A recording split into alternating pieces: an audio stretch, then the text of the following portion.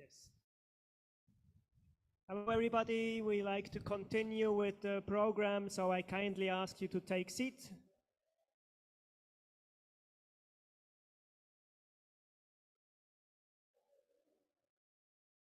So, I hope you had a good coffee break and a fruitful discussion in the working group. We are slowly coming to the last presentations and the last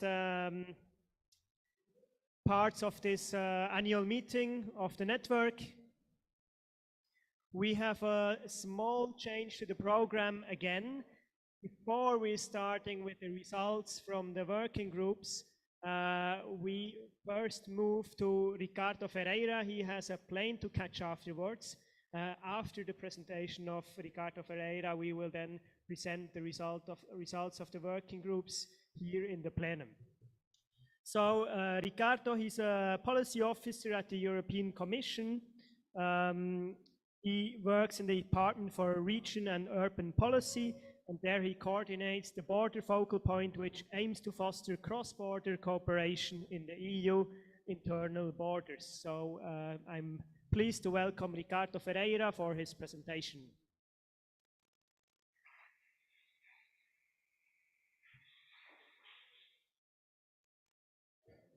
Thank you. I start by thanking the organization for putting me in the program on such a last minute. My name is Ricardo Ferreira. I'm probably the strange person in the room who is not an expert about labor market policies. I work in the European Commission in the Department for Regional Policy, not even in employment policy. So I'm really the strange person here. And I come to talk about one theme, and I've asked to be here because I think this theme should be clearly posed to the experts on regional labor market monitoring, because I think it's one lost opportunity cross-border labor market. Perhaps it could be the theme of the conference after Potsdam. I don't know. I deal with regional policy, and specifically I deal with cross-border cooperation. It says in the title, cross-border labor market, something like this. And when I say cross-border, let's be clear, I'm not talking about international. It's not from Lisbon to Helsinki. Cross-border is the vicinity cross-border. I'm talking about two regions, two border regions, which happen to have a border in between. And so many times in so many things in life, when we look at the cross-border regions, we lose a part, and we only see the border region. The Basque country tends to be seen, many times it's seen as the Basque, the Spanish Basque plus the French Basque. In this session, in this conference, we have been discussing about the Basque country, only talking about one of the parts. So frequently, when we talk about Brandenburg, we tend to talk about Frankfurt Oder, and we tend to forget Slubice in Poland. And this has so many implications. So basically, the question is, what is the Commission doing to support cross-border regions? The Commission is doing a lot, and that's not the subject of my presentation here. The Commission is doing Interreg. We have all heard about Interreg, the support for cross-border cooperation in many different fields. Employment is one of them. The problem is that Interreg is not enough. We came to the conclusion that to ensure that we can have decent cross-border cooperation, we cannot have some limiting factors, which are what we call cross-border obstacles. Cross-border obstacles are in legal different frameworks. Technical standards that apply on one side do not apply on the other side. On the lack of administrative procedures, a PES service on one side that does not have a mandate to talk with the other, We have different classification schemes in one side and in another, on the other side. So sometimes we have these technical obstacles, these legal and administrative obstacles that impede de facto cross-border interaction. This leads to lost potential of development. On your left side, you see that blue square. We say that we would be capable, we, society in general, Europe, if Europe would be capable to solve only 1/5 of cross-border obstacles, there is a gain of 2% GDP in border region. 1/5 is realistic, that it's not to solve them all. 2% of GDP is not necessarily peanuts. It's significant. Border regions are 1/3 of EU population. Border regions are 40% of EU territory. Border regions are 1/3 of European GDP. So many people tend to think that it is a less relevant theme, but well, it's not. We have created those political documents stating precisely and showing precisely this. For the development of border regions, so for the development of 1/3 of the European Union, we need to look at those border obstacles. I've left this little book outside. It's telling stories about these border obstacles. If there were no copies, take a photo, you'll find it online very easy. Just stories about different things. Why do these border obstacles matter? Because of this. When we are talking about interactions, and interactions can be finding a job or finding an employee. In a natural territory, you have the situation on your right. People tend to look to their market, whatever the concept of market is, 300 degrees around them. But if there is a national border in those 360 degrees, we tend to look only to our side. And we have a loss of potential. That loss of potential is called border effect. It's the reason for those 2% GDP loss. What are those obstacles? Partly they are perceived obstacles. Job seekers do not look for a job across the border because they assume it's not possible. Companies do not look for employees on the other side because they assume it's not possible. Part is legal. Mandate of the regional policies do not cover the other side. Part is administrative. Procedures are simply not set in place. But this is not a conference about labor market monitoring. So I came to say precisely this. We need, please, cross-border labor market monitoring. And I've asked to be here just to pass this message. We need cross-border labor market monitoring. Why do we need cross-border labor market monitoring? Because we do labor market monitoring, not just for the sake of having data. It's fun to play with data. It is. But we don't play with data, we don't produce data for the sake of doing data. We produce data for policy recommendation, to influence policy. And the fact is, if we only produce data on one side, we are forgetting, we are not informing policy making adequately. We need labor market monitoring because there is a clear potential for regional labor markets to balance each other. There are situations in which there is a surplus of people on one certain occupation. Just across the border, you have a deficit of those people. Job seekers do not know, employers do not know, public employment services do not know, they do not promote the interaction. We need labor market data because already now we have almost 2 million people who are daily commuters, even without all the obstacles. Already 2 billion people cross the border, but they face numerous legal obstacles because the policies are not shapen in a concrete manner to support this interaction. They face daily problems with tax, with social security, with finding a job, with lack of public transport. I could start telling stories, it's endless. People paying double security on both sides, but they will only get a pension from one side, and this part is a loss. People who are chased by tax administrations because no one knows exactly what are their obligations. People who cannot cross on a public transport because there is no public transport that crosses the border. Endless story. So we should pose a question to ourselves. Why are policies not adequate to this? Well, there are many reasons, and I'm going to simplify here. Please don't assume that my single answer there means 100% of the fault. No, there are many different reasons, and we could discuss endless on this. But there is one reason that influences this conference, this network, this audience. Labor market monitoring does not take into account cross-border. It's hierarchic.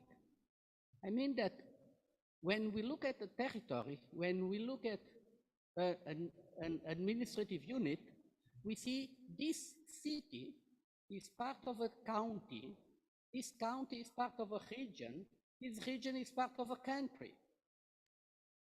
And sometimes we are aggregating the data of the person. Let's say Lille.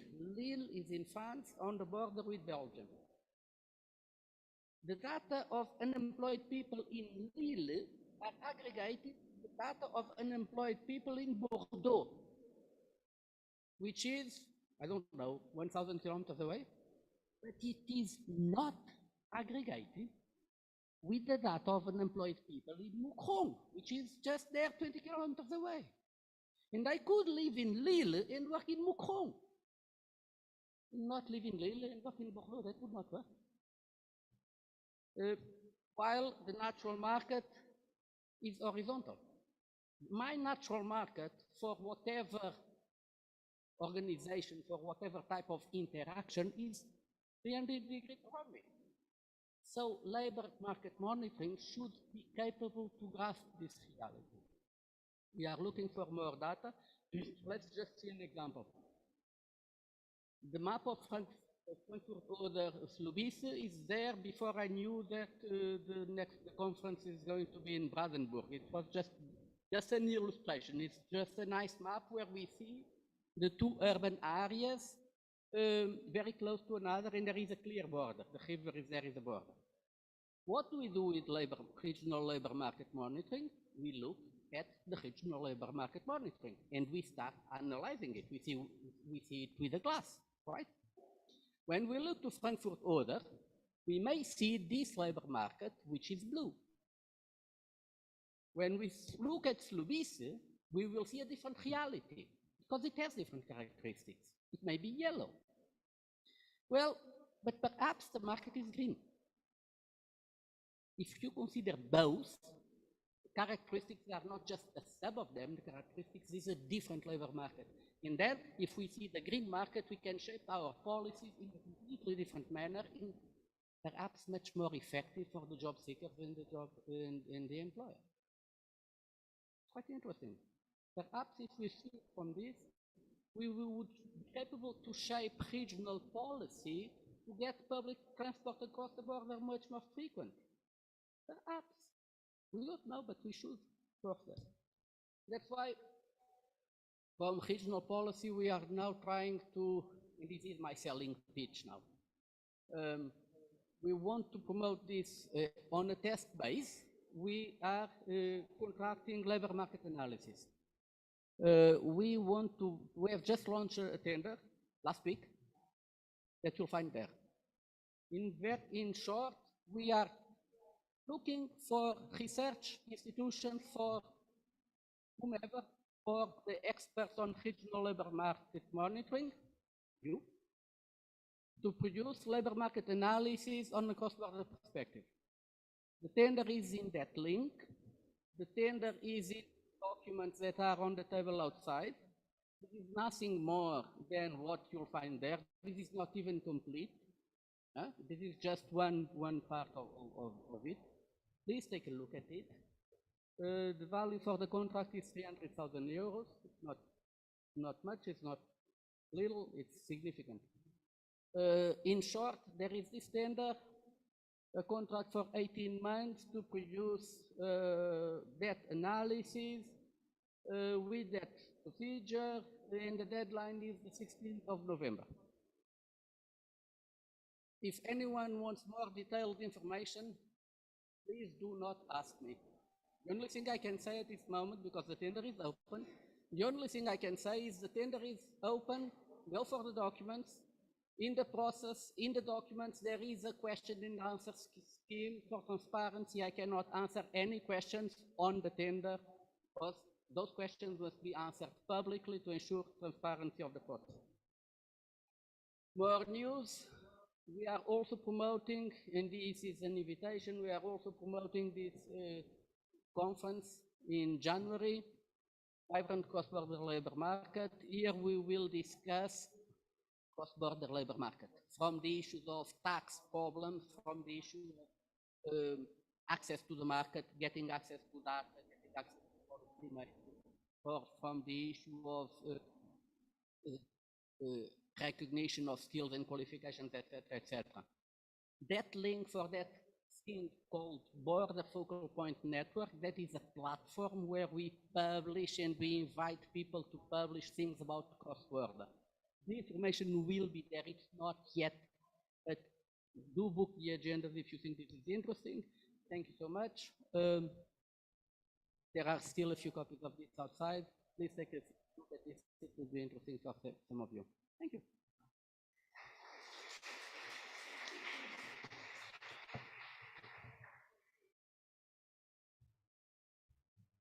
Thank you very much, Ricardo. I think in an increasingly integrated world, it's important to look at this cross-border region and the information we can get from there.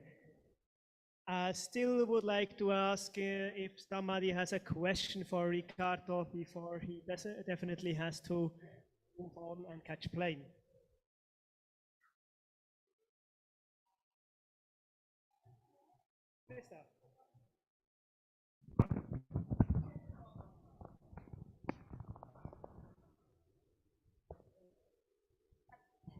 It reminds me so much, 10 years ago in our network, we talked a lot on cross-border. And there were, I don't know, perhaps 10 projects of members of the network actively running. And then there was a long time that everybody said, EURIS is taking over.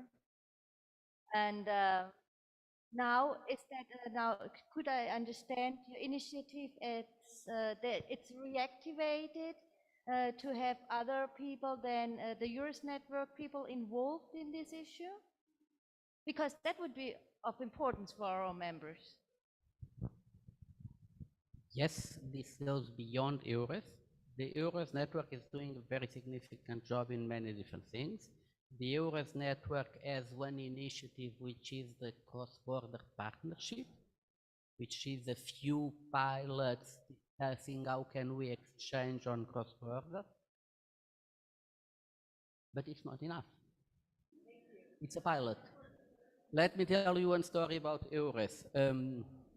I was living in a border region.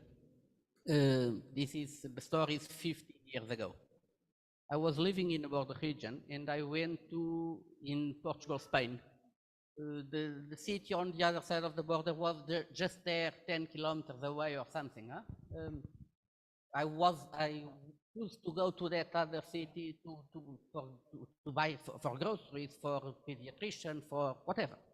It was as if it was another neighborhood of my own place. Once I entered in the employment service, and there was the desk for the EURIS, for the EURIS service, and I went to them and I asked, what jobs do you have nearby? Just out of curiosity. I was not looking for a job, it was just out of curiosity. This was in Alentejo, Portugal, very on the southwest. They told me about jobs in Finland. They showed me jobs in Germany. They showed me jobs in the UK. They did not show me one single job in the city just there. We need to be capable to look at the proximity of all of them. not just to the international, faraway cross-border. Okay? Thank you, Ricardo. I'm pleased also to give you one book of this year's anthology. Thank you very much, and I wish you a nice trip back home. So I propose everybody who is living in a border, close to a border, keep their eyes open about how the things are going. If we see some kind of development, that region is getting more integrated, and maybe also if we see labor market information that is not just stopping at the border, but including the whole region that it is about.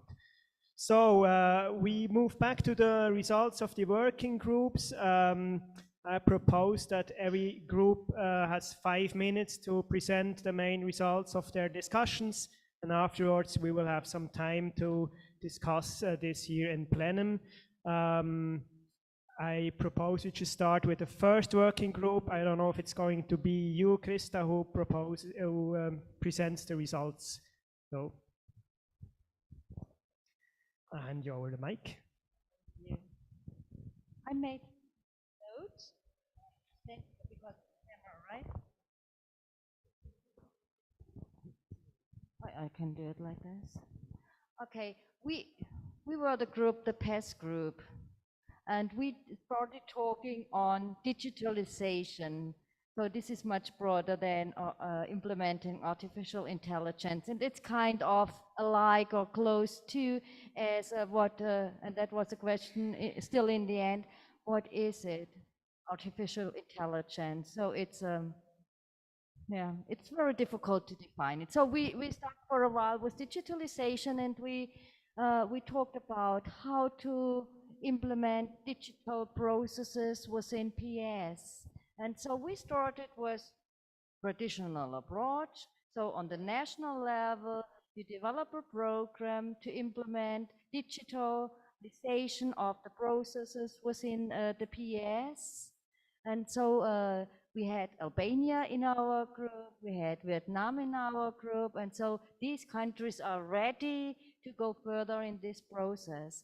And then we had a very interesting discussion, because when you derive these processes to the regional or the local level, you can have a wonderful strategy, wonderful ideas, but you can be confronted very fast with some challenges or some barriers which stop the implementation of digitalization processes. And so we identified some of these barriers on a regional, local level. One barrier could, for example, very simple one, there is not an adequate infrastructure available. So in some countries, rural areas, there is not sufficient infrastructure that you can digitalize your peers' services or your training programs. And this is an obstacle one has to have in mind in the very beginning. So how do we solve this problem? Do we have a parallel structure, hybrid structure, or do we have different phases in the implementation process? So, but this is a very clear point which was made. There is another point. So in a region or locality, we have also decision makers who have to support this process.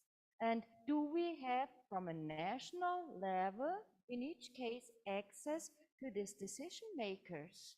So do we have so much impact or so much influence on the decision makers in a region and a locality to make them implement these processes in a manner we want to? So we have to check this point too. And then we have also a very important group, the employees. So we had a lot of examples on resistance of employees when they get confronted with digitalization processes. We heard digitalization is often implemented in the same turn with budget cuts. So this is something which scares employees. And so we discussed that quite broadly. How can you convince, or how can you bring the employees in the past to accept and to join these digital processes and to support these digital processes.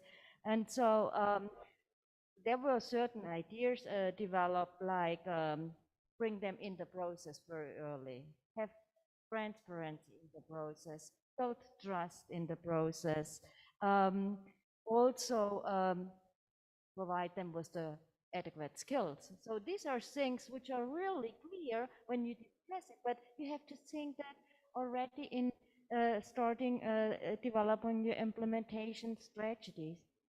And we heard interesting examples. For example, Michael from the Netherlands, he reported that they had on the local level face-to-face consultation of consultants from the PES and with the unemployed, and then in a very short sequence they turned from face-to-face physical contacts to digital consulting. And there was a lot of resistance, and then they went back to hybrid models. And we heard a similar example from Indonesia. I don't know what was. Oh, here he is. Yeah, from the colleague from Indonesia. And so we learned, if you have a plan how to implement digitalization or AI in your organization, a plan is wonderful, but on the way you could be confronted with a lot of resistance. And that means that you have to adapt, that you have to change, and you cannot perhaps do a full digitalization, you have to choose hybrid models, etc., etc. So we worked out that flexibility is very, very important.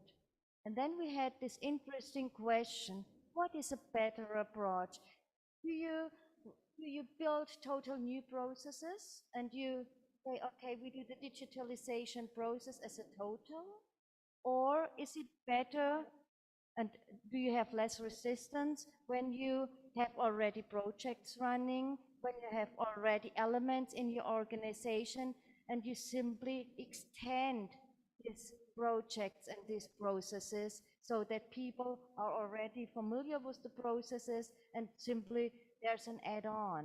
And so I think most of us agreed on that starting with existing systems, existing structures, and opening them up for digitalization, that might be a moderate way and might bring more acceptance to all the stakeholders. So we had also a very interesting aspect in terms of barriers, that there could be also regulation or ethical codes work as barriers. We had an example from Switzerland that AI was implemented in a project, and so certain profiles of unemployed people could be identified. So Dorit brought that in. So single mothers with certain characteristics, and so oh, it was in Austria. Okay. So you can have also very fast issues of discrimination. So it's really not easy to roll out such processes. So all types of barriers you can be confronted, but you have to count on that you will have certain barriers and certain resistance, and then you have to have a smooth process. So I think that was the major perspective which we had in our group. We will talk a little bit also about what's about the label of artificial intelligence. I wanted to know that strongly. So this is difficult to judge. So if you say to the employees or to people where you want to implement AI, okay, let's use AI application. What does that do to people? Does that build already barriers? Is it better not label such processes as AI processes? Is it better to say, okay, we modify our processes? So that was a discussion which was open. So, but we should close that step further. Finally, we ended with a discussion on could the PES be forerunners for implementing AI in regions and localities? And so, yeah, some of the group said yes, they could, but they could could not do that all on their own. So PAS is not an organization which could do that from their own resources. They need support. They need intellectual support. They need financial support. They need also consultation to do that. But with support, some of the members of the group could imagine that they could become forerunners. So I hope I presented the results in a way that's acceptable for a group. Otherwise, if I've forgotten something, please speak now.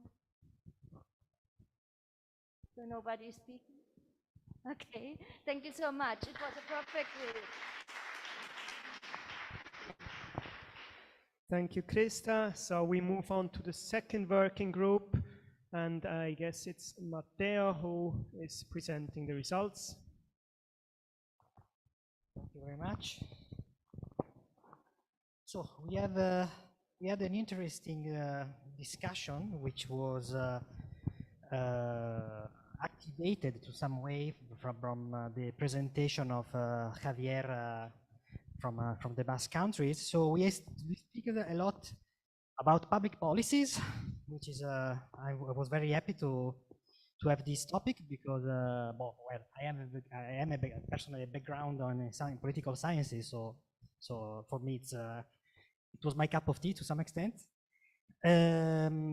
So the starting point of our discussion was how in Spain, what are the projects and plans of Spanish government in order to move forward towards artificial intelligence and digitization in general. And Javier explained to us that this main goal, on digital, is make part of the overarching strategy, which is financed by the Next Generation Europe. And what is very interesting to learn about what is happening in Spain right now is that this specific objectives is a complement a very larger strategy of modernization of vocational education system. So the way to achieve more competencies and more capacities in digital application and in mainstreaming passes, of course, from education and from training, and in the framework of a general reorganization of training of the vocational education and training system in the country. So it was very interesting how an overarching strategy can also driven different subjects, different topics, among which also the digitalization of vocational education and training. So this was our starting point for discussion. Of course, what emerged from this first presentation were more than mainstreaming. We have discussed a lot about enabling factors for mainstreaming. So because the mainstreaming has to be enabled by education, by building capacities, developing competencies in the countries. So which is first point that Javier put forward in his presentation.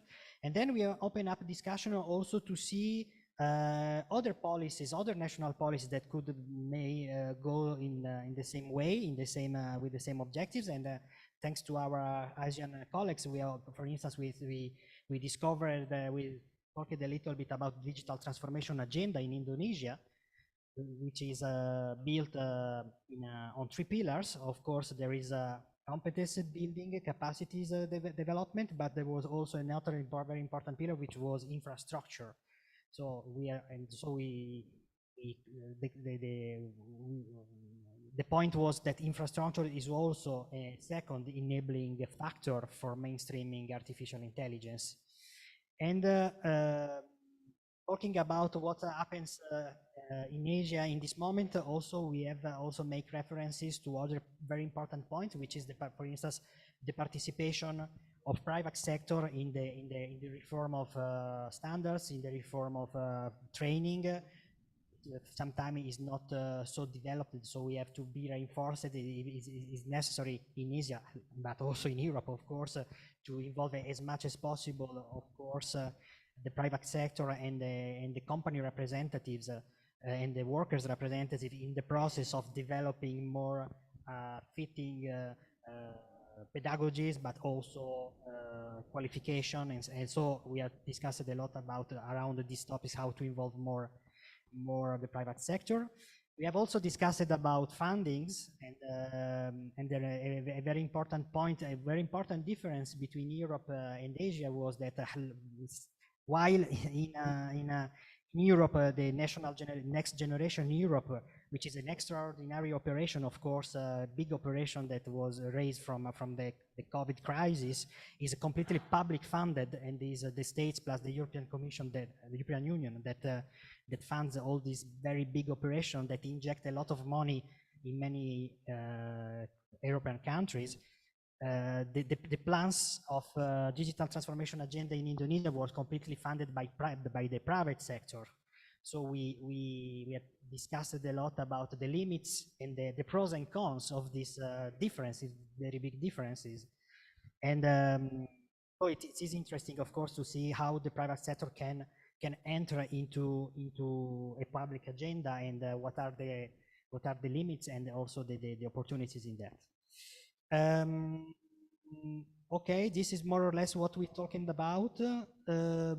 Of course, at the end of the discussion, it raised the second, another enabling factor that is content.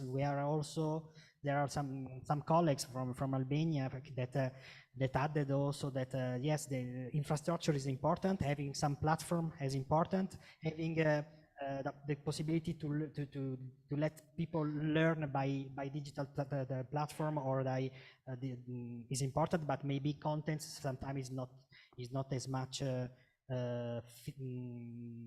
fitting for this new media, for this new platform for education. So we need also the specific content and fitting content for blended education forms and formats. This is more or less what I retained by our groups, by our group. So if there is some other participant that wants to add or specify something, they are welcome, of course.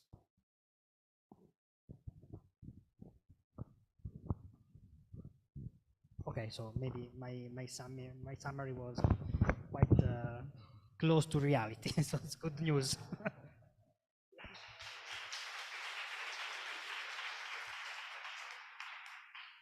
Thank you very much, Matteo. So we move on to the third working group. I don't know if it's going to be Alexandra or Andy. I see Alexandra coming here, so I pass over to you for the results from this working group. Yes, so we had a really comprehensive presentation delivered by Dr. Andrew Dean about project ASCO, which is about acquiring crisis-proof skills through online learning. So very much an important project, 2-year project that started in May 21. So very much timely with the pandemic and all the crises that followed through. It will finish at the end of April 2023. So the project is just about in the final stages, isn't it? So that means that Andrew and team, they've got a lot to do. It's a project that's been funded by Erasmus Strategic Partnership and involved 7 partners, mostly from what we've heard, universities like Exeter that Andrew represents, but also some colleagues from Magdeburg, Timisoara, Milano, Bicocca, and also the project involved 2 agencies that we know very well, Lambida and Prospecticare, and also the partner TUC, which is Trade Union Congress in England, with a specific what you say, the extension of Union Learn. So very important project that look at these 2 distinctive sectors. I'm just looking at my notes as a kind of little digression saying, I think that I'm losing some sort of skills due to digitalization, but I can't really see my writing very well. So just shows you I type most of the time and I'm scanning through, but I'll try to give as good description. So Andy, just in case, jump in. So two sectors that were looked at were very much in the context of the pandemic. Both were sectors that are kind of really much about face-to-face interactions. So as we can assume, delivering of care, and as I was talking yesterday, cultural sector that was brought to halt because of the pandemic. So what Andy told us about that the sectors experience different problems, but in a sense, they all had a lot to do. On one side, the creative sector was put on hold, yet at the same time, there was some potential increase in work activity because of that opportunity of working online and creating creative content. At the same time, the workers in the care sectors experience actually increased amount of work most of the time, but the work moved to the very much residential areas because of the pandemic and impact of that. That sector, as we probably all kind of noticed, really the staff in it experience a lot of burnout and problems because the work of intensified hugely. Antti gave us a lot of statistics and context as well for why those both industries are important in terms of their numbers of employment and how much they generate in terms of economy and specifically employment numbers. But obviously, because of the pandemic, especially creative sector, kind of the numbers of employment dropped at the EU level as much as by 100,000, so it's like 10%, which is a massive number. And obviously that exposed a lot of things. What was the kind of the rationale for the project when colleagues were developing it was about looking into the sector like care that is generally considered as a sector with low qualifications, a kind of a more mixed picture in arts and culture, but generally a lot of things happening or work happening in a context where we have a decreasing amount of cuts in funding for learning. And I think that's an important point that I picked up.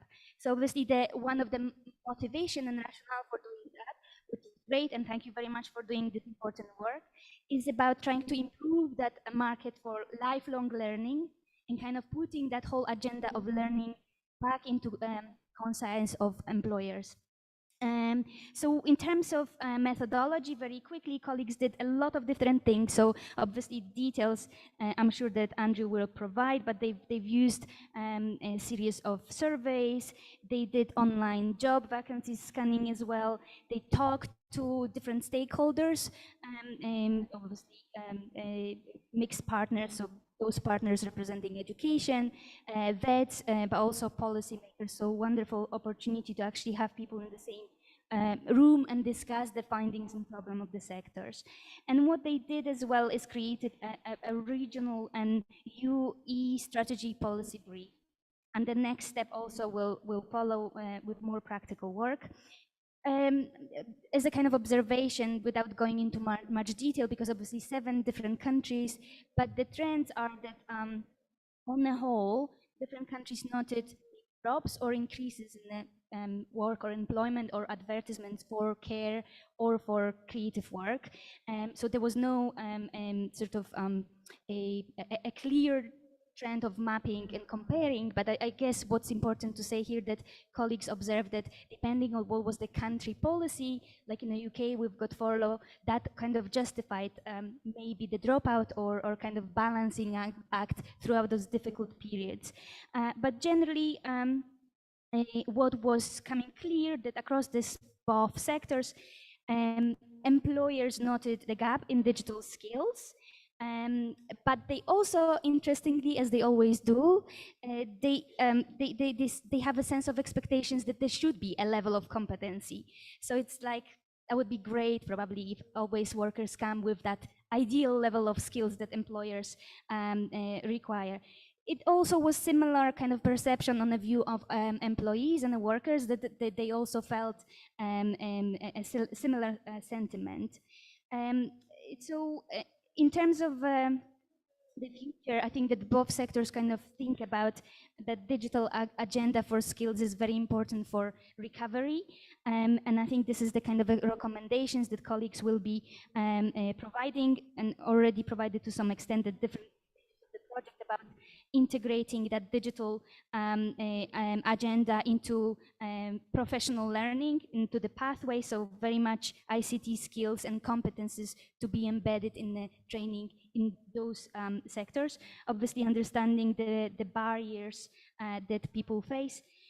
And I guess this is what we kind of discussed in terms of the kind of a freer discussion at the end, that both sectors will face different challenges, but it's interesting that that sphere of assumption comes to play. You know, what employers assume people have in terms of skills, what maybe public expects, for example, for social care or a carer to have. You know, we had this interesting discussion what that would really mean.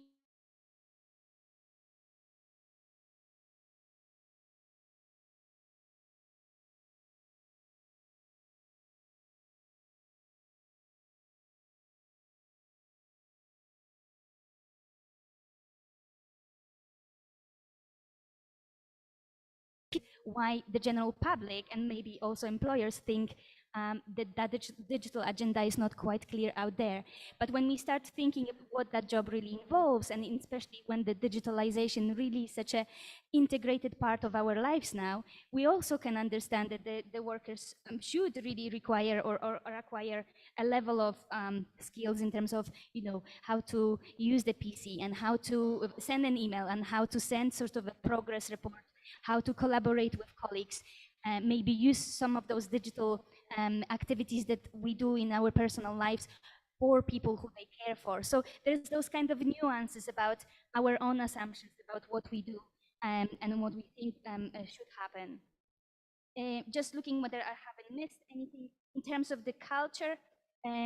We thought that because colleagues also will be doing a lot of work on trying to produce a practical, like a toolkit, right? And it's something that will be delivered as an online course in this kind of 3 areas, looking into the digital futures, digital mindset, and tools. So the idea about the digital future would be about who are the consumers, and asking that very questions for whom, what needs to be done, or what skills need to be utilized in terms of creating those new opportunities, how we can actually address some issues and problems of scale.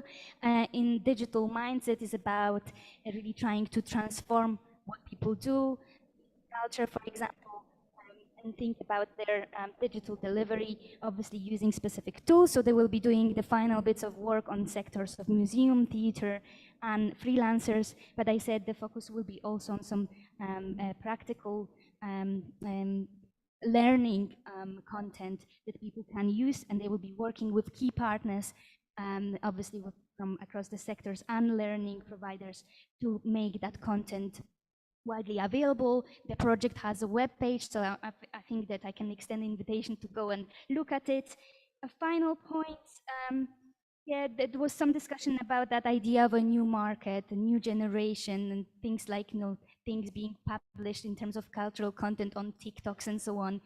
There is this idea of, you know, are we ready, are we not? But also, again, back to this assumption of what we think, and in terms of the care as well. We look at this sector as prone to the digitalization or not, but is maybe moving with times. At the same time, some colleagues suggested that when we look at care, for example, it's very important to look at the need. So what people who hire workers, and not necessarily employers, want from that care worker to provide.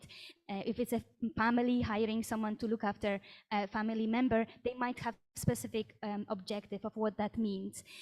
So again, probably different opinions and different needs in terms of what that person should be equipped with.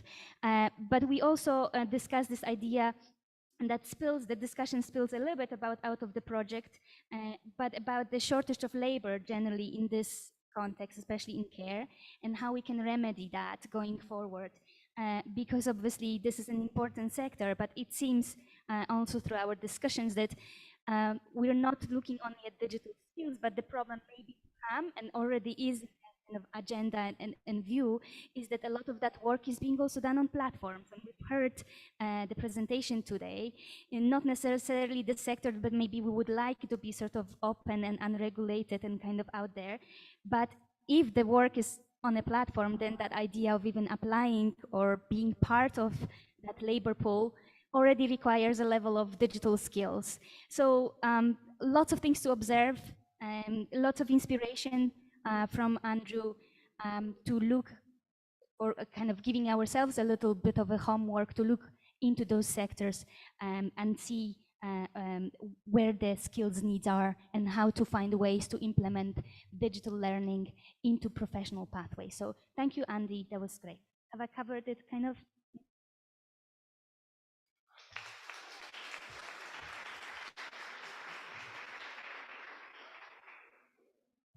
Thank you, Alexandra. So thank you all for the contribution in this work groups. Is there somebody who would like to add something to the topics that have been brought up now? Doesn't seem to be the case, so we are slowly now coming to an end to this annual meeting of the network. I think I got a lot of insight in different topics, and I'm happy that I could have been here. I also had fun to make the moderation of the second day. I hope that you all could profit from all the presentation and the contributions, and of course also the exchange with the other people. I think that's what this network stands for. It lives from your contribution, it lives from the exchange, and it lives of course also from the organization, and that's why I'm really happy to now move to the next point, to the closing words from the heart and soul of this network. You made a lot possible, and I propose that we welcome Krista Larsen here with a big applause.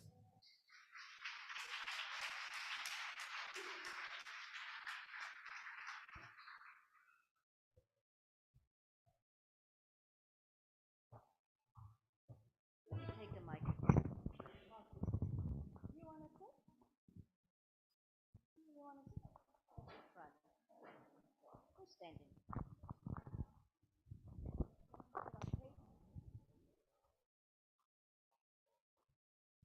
No, thank you, Christian, for being patient with us and keep the schedule. So thank you so much for doing such a good job. So we are coming to an end of the 17th annual meeting. Thank you so much. And, when we reflect a little bit where we started yesterday morning, we started looking on sectors and occupations and how artificial intelligence spread there, what relevance does it have there. We looked on the supply side today a little bit closer, and you might have, or you realized, for sure you realized, that we always can put a certain small point on a topic, and it's such a complex topic. So, but perhaps we started in the discussion a little bit, give some hints on reflecting on the topics, perhaps also some practical advice, some practical orientation, and both of us, when we reflect on the meeting, we think it was wonderful because practitioners, the scientists, the consultants, so all of us from the different backgrounds, we found a level where we could exchange with each other. And this is really unique. I think this does not happen that often. You all managed to do that, and we are very thankful that you did that, and that enriches all of our understanding on the issue and also brings us in touch with new people and new resources for further reflections and what we are going to do. So thank you very much to all of you.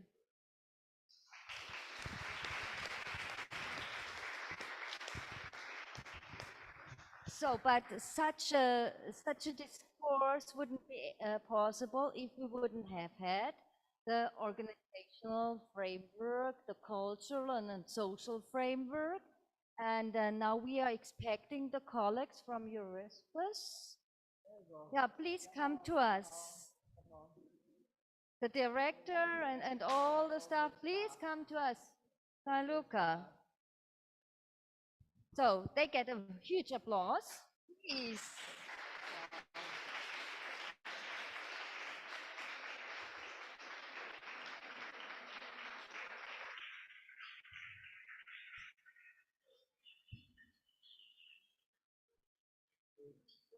Alessandro, you?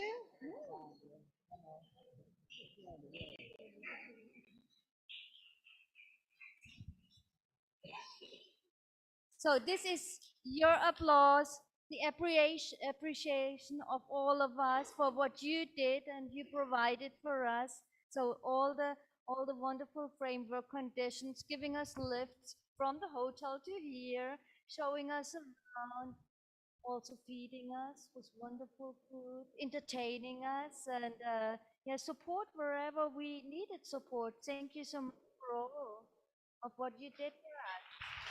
Now you take over.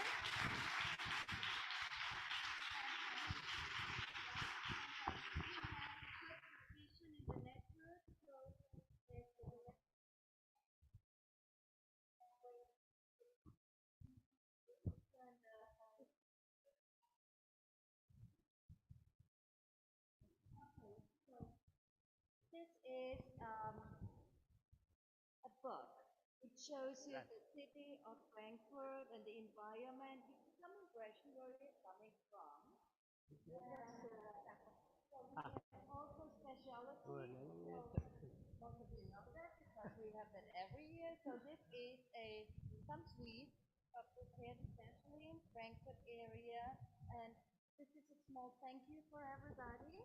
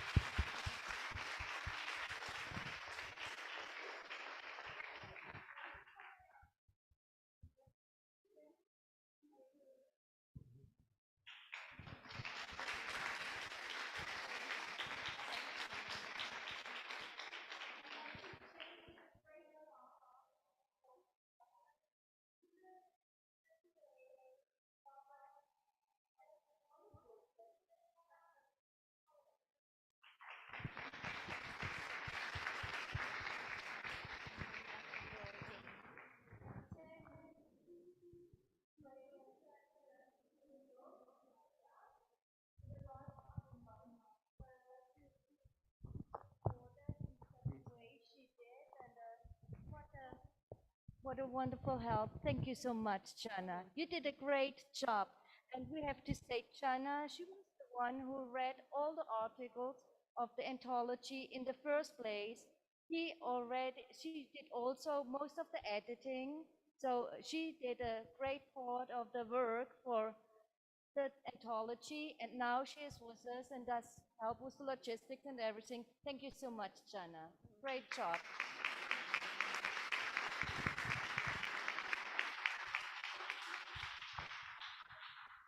And before I stop, we would love to thank Marco because Marco opened doors. So we planned originally to be here in Sardinia in 2020. So we were really far advanced with the planning already when the pandemic hit us. So we gave up on the idea to Sardinia in 2020. 21 we were on a tour, and then Marco reactivated the situation that EURISPES can become a host for 22. Now we are here, so thank you so much for giving us a second chance to come to Sardinia. And he prepared this event very well and realized what that means. So we saw so many people here from the island were invited to our meeting, and we also got to know the police, we got to know the mayor, we got to know a lot of people. So we got some impression from the island. So very good. Thank you for opening up these doors for us, and thank you so much for all what you do for the network. Thank you to you. Allora.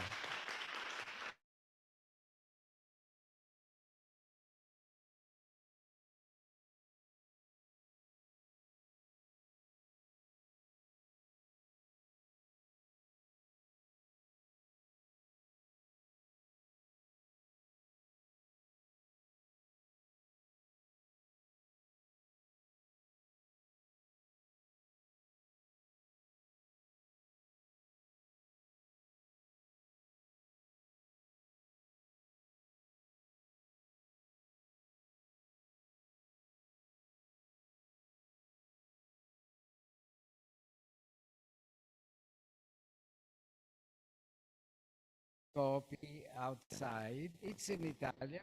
If you are interested, we have a synthesis in English, in English, so we can send. But book for book, take the stone. This is the annual.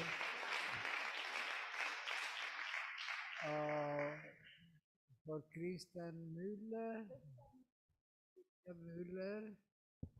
the other moderators,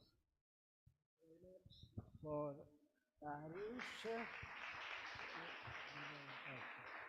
Darius,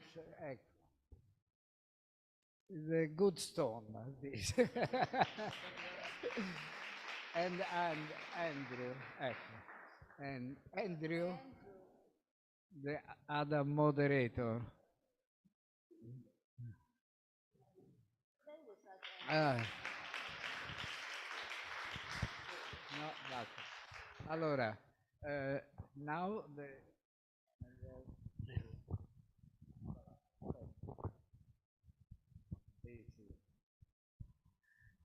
Innanzitutto è stato per noi un grande privilegio e un onore avervi qua a Tempio in Sardegna, avere una platea così specializzata in materie importanti come quelle che avete affrontato. It was an honor to have you here, to have such experts in this important topic. La Sardegna si aspetta dei risultati importanti da questo convegno. Sicuramente arriveranno e sarà nostra cura consegnare i risultati del convegno alle autorità regionali perché ne facciano un buon uso soprattutto. We expect great results from this meeting, and when they arrive, we will give them to the region of Sardinia so they can have a good use of them. Noi abbiamo fatto di tutto per rendervi il soggiorno il migliore possibile. Questo grazie a tutti i collaboratori, dal primo all'ultimo, che hanno lavorato tantissimo nel prepararlo e nel gestirlo. E li ringraziamo tutti per questo. E speriamo. We made sure that your stay here was good, and we all work very hard to make that happen. Speriamo che per voi sia stato un soggiorno positivo, utile, un'occasione per confrontarvi fra di voi, ma anche per conoscere altre realtà come quella della Sardegna. In particolare mi riferisco alla delegazione asiatica che domani incontrerà anche la realtà industriale della Gallura. Visiteranno un sugherificio che si occupa della trasformazione del sughero, che è un prodotto che noi produciamo. We hope your stay was good, and it was very good for us to have you here. We hope that you learn something and that we make a good use of it. And in particular for the Asian delegation, that tomorrow will visit the industrial part of Gallura, which in particular of cork industry. In conclusione, è mio obbligo e dovere, ma anche un piacere, ringraziare Krista Larsen per il lavoro fatto, l'amico Marco Riccieri che ormai segue questi eventi da anni, è un esperto, ci ha aiutato tanto nell'organizzare questo evento, lo ringraziamo per questo e speriamo domani poter realizzare nuovamente un altro evento qua e avervi con noi nuovamente. Grazie. It's a pleasure to thank Krista Larsen for how this meeting went and Marco Riccieri that has followed us for many years, and we hope to have you soon for another meeting like this. Thank you. Grazie. So before we close down, we did not forget all of you who came from very far away. So many of you, and you were so patient with us. So it's the 5th or the 6th or the 7th day. You get constantly new impressions. You are great to manage that and follow all of that. Thank you so much that you took a trip to join us at the annual meeting. We appreciate that very much, and we hope very much that you decide to join the network virtually or in person at a certain point. We would appreciate the exchange very much. And as seen today in the working groups, we know each other now pretty well. And this is a good point to go in further exchange. We hope that will happen in the future. Thank you so much for coming to us and joining our meeting. Thank you. The invitation to the just to logistic information. At 7 o'clock, there is the dinner organized in the center of the city, very close to the Petit Hotel, in